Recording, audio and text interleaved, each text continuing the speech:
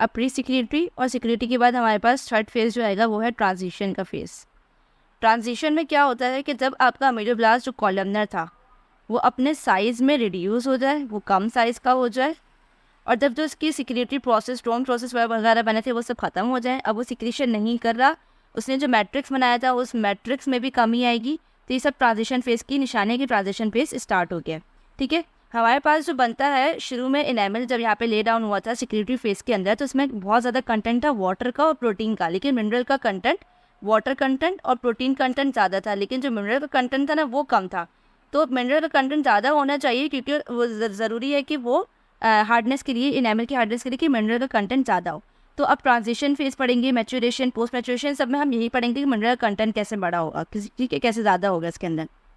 अच्छा, होता क्या है कि आपके पास जो अमीलोब्लास्ट है वो मैंने बताया अभी कॉलमनर से क्या हो गए, वो थोड़े स्मॉल साइज़ में हो गए। इसके अलावा जो काफ़ी सारे जितने भी अमीलोब्लास्ट है उनके 50% तो बिल्कुल जो उनकी एपोप्टोसिस हो गई। ठीक है, बाकी की एपोप्टोसिस हो गई, और जो बचे उनके अंदर जो जितने भी सिक्रेटरी ऑर्गेनील्स है, लाइक आपका माइटोकॉन्ड्रिया, आपका गोल्जी एपरेटस, ये सारे इनका क्या होगा कि उन ऑर्गेनील्स की एपोप्टोसिस हो जाएगी। अमीलोब्लास्ट रहेगा लेकिन उसके अंदर जो ऑर्गेनील्स है वो ख़त्म हो जाएंगे। तो 50% के साथ क्या हुआ कि 50% टोटली एपोप्टोसिस हो गई, और 50% में अमीलोब्लास्ट तो रहे लेकिन उनके जो ऑर्गेनील्स थे उन ऑर्गेनील्स की एपोप्टोसिस हो गई।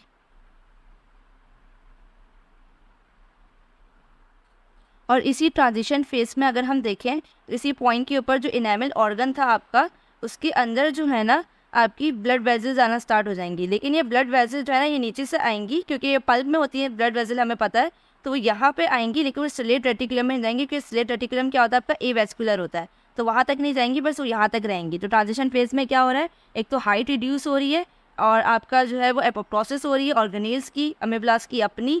हम इन सबके एपोप्टोसिस क्यों करें, क्योंकि हम सिक्योरिटी फेस को खत्म कर देना, क्योंकि इनेमल ने जितनी थिकनेस लेनी थी वो उतनी थिकनेस सिक्योरिटी फेस में अचीव कर ली। अब सब हमें उस थिकनेस को अच्छा बनाना है, मतलब हमें क्वालिटी मिल गई, अब हमें क्वांटिटी मिल गई, अब हमें क्वालिटी को अच्छा करना है। ठीक है, तो क्वालिटी अच्छा करने के लिए हमने सिक्योरिटी फेस को ख़त्म कर दिया, हमने सारी सिक्रेशन जिस तरीके से भी होती है उसको ख़त्म कर दिया। उसके अलावा यहाँ पे क्या हो रहा है, वेस्कुलराइजेशन हो रही है, ब्लड वेजल्स आ रही हैं। ठीक है,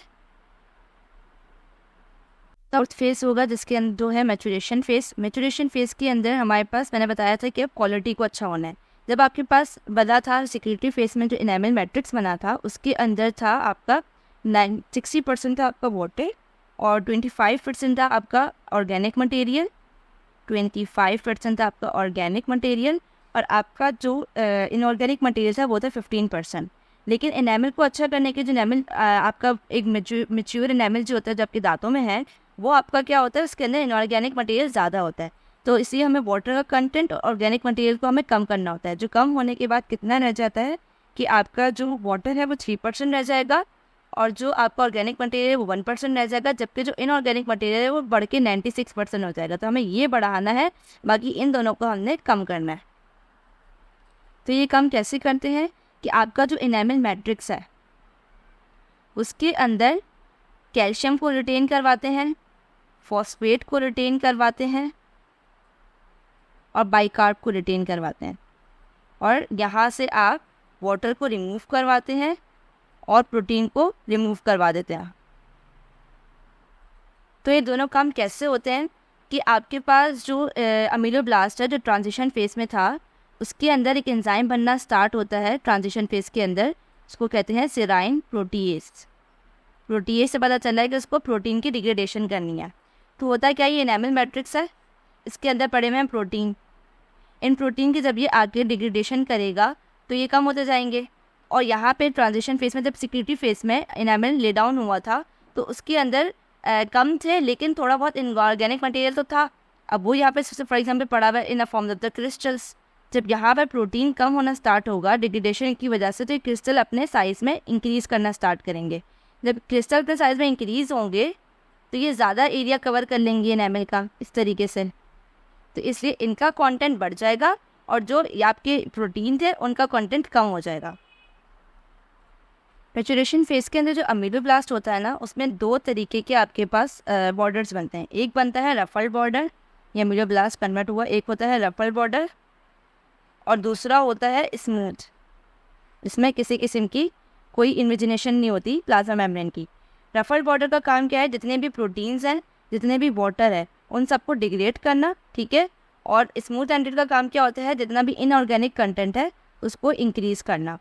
अच्छा, लेकिन कैल्शियम की जो ट्रांसपोर्ट है ना, वो दोनों में हो रही होगी, लेकिन फ़र्क क्या है कि रफल के अंदर जो कैल्शियम जा रहा होगा वो एक्टिवली जा रहा होगा, एक्टिव ट्रांसपोर्ट के ज़रिए से, क्योंकि रफल एंडेड बॉर्डर के अंदर जो ये वाला है, यहाँ पे कैल्शियम ATPase पम्प होता है।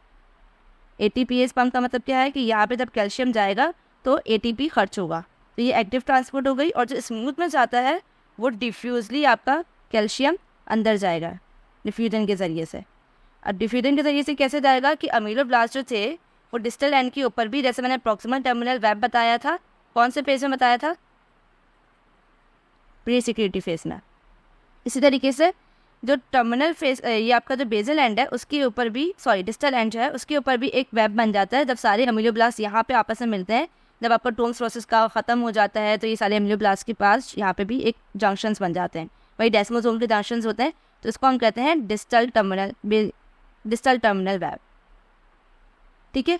तो ये डेस्मोसोम ना यहाँ पे लूज हो जाते हैं, तो ये जो अमीलोब्लास्ट है, अगर आप इसको यहाँ पे देखें कि ये वाला जो अमीलोब्लास्ट है तो ये लूज़ हो जाता है, तो इसका जो इंटरेक्शन है वो एनवायरनमेंट के साथ हो जाता है। इस एनवायरनमेंट में पड़ा हुआ है कैल्शियम, तो वो कैल्शियम का डिफ्यूजन के ज़रिए से, कि यहाँ कैल्शियम ज़्यादा है यहाँ कम, तो वो डिफ्यूजली अंदर चला जाता है, तो यहाँ पे किसी किस्म की एनर्जी खर्च नहीं होती। अच्छा, जो रफल्ड बॉर्डर बनते हैं आपके और जो स्मूथ बनते हैं, क्योंकि ये अमीलोब्लास्ट सारे तो एक साथ ही हैं, ठीक है, इनमें एक साथ ही सब में रफल्ड बॉर्डर आएगा, फिर एक साथ ही सब में स्मूथ आएगा। तो ये पूरी साइकिल मैच्योरेशन फेज के अंदर ही 6 से 7 दफ़ा होती है। 6-7 दफ़ा तरीके से, पहले रफल बॉर्डर आए, फिर स्मूथ, फिर रफल, फिर स्मूथ, तरीके से 6 दफ़ा या 7 दफ़ा इसमें ये होगा, ठीक है। और इसके अलावा क्या होता है कि जब आपका, मैंने बताया था पहले कि सेराइन प्रोटीएज है जिसकी वजह से डिग्रेडेशन हो रही है, इसके अलावा इसमें जो है 2-3 और चीज़ें हैं जो डिग्रेडेशन करा रही होती हैं, उसमें है आपका अमीलोटिन, सारी ये जो है ना आपके एंजाइम्स ही हैं, अमीलोटिन एंड द ODAM। और ये जो आपकी स्टार्ट होती है मिनरलाइजेशन की, आपका मिनरल कंटेंट इंक्रीज़ हो रहा है, ये कस्प टिप पे स्टार्ट होता है और फिर ये सर्वाइकली मूव करता है, ठीक है। यहाँ पे पहले यहाँ पे मिनरलाइजेशन ज़्यादा ना स्टार्ट होगी, फिर देन सर्वाइकली स्टार्ट होगी। एक बार मैं आपको बताना भूल गई, इनिशियली जब आपके पास प्रोटीन की डिग्रेडेशन हो रही होती है और उसकी जगह लेफ्ट हो रही होती है, किसी जगह पे कुछ भी नहीं है और यहाँ पे क्रिस्टल्स पड़े हुए हैं, तो उन जगहों के ऊपर जो है ना वाटर आ जाते हैं, तो इनिशियली आपका जो एनामल होता है बहुत पोरस हो जाता है, लेकिन फिर जब ये वाटर भी एक्सक्रीट आउट हो जाता है और उसकी जगह पूरी क्रिस्टल ले लेते हैं, तो फिर ये मिनरल कंटेंट जब 96% पे पहुँच जाता है तो फिर ये हार्ड हो जाता है। अब हो गया मैच्योरेशन फेज, इसके बाद है आपका लास्ट स्टेज पोस्ट मैच्योरेशन। अब पोस्ट मैच्योरेशन के अंदर क्या होगा कि आपके एनामल की जितनी थिकनेस रही थी आपके पास आ गई थी, आपने मैच्योरेशन करा के उसका ऑर्गेनिक कंटेंट, मतलब जितना हार्ड एनामल को होना चाहिए वो आपने अचीव कर लिया था। पोस्ट मैच्योरेशन के बाद क्या होता है कि जब अब ये सब हो गया तो अमीलोब्लास्ट जो थे जितने साइज में थे वो फ्लैटेंड हो जाएंगे, वो जो है ना छोटे हो जाएंगे, उनका कोई काम नहीं रहा, या तो वो डिग्रेड हो जाएंगे या फिर ये आपको मिलेंगे कहाँ पे, अगर आपने तुद की एनेटमी पढ़ी हुई हो, मोलर्स को अगर आपने देखा हो या प्री मोलर्स को, तो इस तरीके से उनके अंदर ना पिट्स और फिजर्स बन रहे होते हैं। उनका अगर ओक्लूजल व्यू देखे तो पिट्स एंड फिजर बन रहे होते हैं, तो ये वहाँ पे पड़े हुए होते हैं।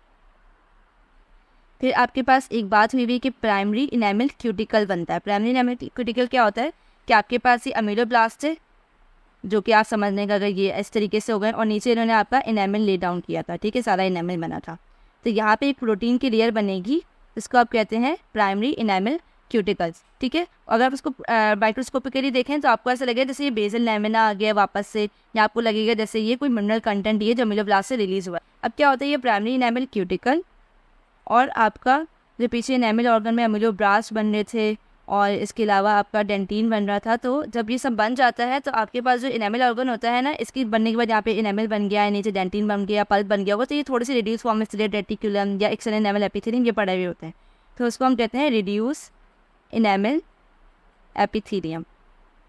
ये दोनों मिलके क्या करती हैं, ये दोनों मिलके आपके पास बनाती हैं निस्मित मेम्ब्रेन। ये आपका बीसीक्यू पॉइंट है कि पूछा जाता है कि निस्मित मेम्ब्रेन के कंपोनेंट्स क्या क्या होते हैं, तो ये आपको याद रखना था कि प्राइमरी इनेमल क्यूटिकल और रिड्यूस इनेमल एपिथेलियम मिलके क्या बनाते हैं, आपकी निस्मित मेम्ब्रेन बनाते हैं, निस्मित या फिर नेस्मित मेम्ब्रेन बनाते हैं, ठीक है। ये इसका काम क्या होता है, नेस्मित होता है। इसका काम क्या होता है कि जब आपकी इरप्शन हो रही होती है, तो जब तुत इरप्ट हो रहा है तो उसकी प्रोटेक्शन ज़रूरी है, तो उसकी प्रोटेक्शन ये निस्मित मेम्ब्रेन कर रही होती है। जब ये पूरा इरप्ट हो जाएगा तो ये निस्मित मेम्ब्रेन डिग्रेड हो जाएगी, ख़त्म हो जाएगी, ठीक है। तो यहाँ पे आपकी कंप्लीट हो गए 5 फेसेस। हमने कौन से पढ़े थे? प्री सिक्योरिटी फेस पढ़ा था, हमने सिक्योरिटी फेस पढ़ा था, अगर हम यहाँ से देखें हमने प्री सिक्योरिटी फेस पढ़ा था जिसके अंदर हमने मेन पढ़ा था डिफरेंशिएशन का होना, डिसइंटीग्रेशन का होना बेसल लैमिना की, और रिवर्स पोलराइजेशन। इसके बाद हमने क्या पढ़ा था? हमने सिक्योरिटी फेस पढ़ा था जिसमें हमने पढ़ी थी 3 प्रोटीन्स होती हैं। इसके अलावा हमने टोन्स प्रोसेस पढ़े थे, रॉड इंटर रॉड पढ़ा था, रॉड के अंदर परपेंडिकुलर और इंटर रॉड के अंदर पैरेलल होंगे। पिकेट फेंस अपीयरेंस पढ़ी थी हमने, हनीकॉम्ब अपीयरेंस पढ़ी थी, ये दोनों अपीयरेंस मैंने आपको दिखाई भी थी, ठीक है। फिर हमने पढ़ा था कि देखिए एनएमएस सिक्योरिटी फेस के अंदर जो बना है वो भी क्या है? सॉफ्ट है। इसके बाद हमने कौन सा फेस पढ़ा? हमने ट्रांजिशन फेस पढ़ा जिसके अंदर हमने पढ़ा कि 50% जो सेल्स से वो उनके प्रोसेस हो जाएगी, जो ऑर्गेनीज से 50% उनकी प्रोसेस होगी। तो यहाँ पे हम क्या करें? ट्रांजिशन फेस में सिंपली हम सिक्रेशन को रोक रहे हैं और अब हम तैयारी कर रहे हैं कि मैच्योरेशन स्टार्ट हो जाए, क्योंकि हमने अमीलोब्लास्ट का साइज भी कम कर दिया था, वेस्कुलराइजेशन आना स्टार्ट हो गई थी, ठीक है। मैच्योरेशन फेज के अंदर हमने क्या पढ़ा था कि हमने वाटर कंटेंट और अंदर ऑर्गेनिक मटेरियल यानी कि प्रोटीन को कम करना है और इनऑर्गेनिक मटेरियल यानी कि कैल्शियम, फॉस्फेट और बाइकार्ब इनको बढ़ाना है। तो हमने इसके लिए पढ़ा था कैल्शियम ATPase बनते हैं, रफल्ड बॉर्डर होते हैं आपके यहाँ पे, और आपके स्मूथ बॉर्डर होते हैं, ये सब हमने पढ़ा था, ठीक है। उसके बाद हमने लास्ट पढ़ा आपका पोस्ट मैच्योरेशन।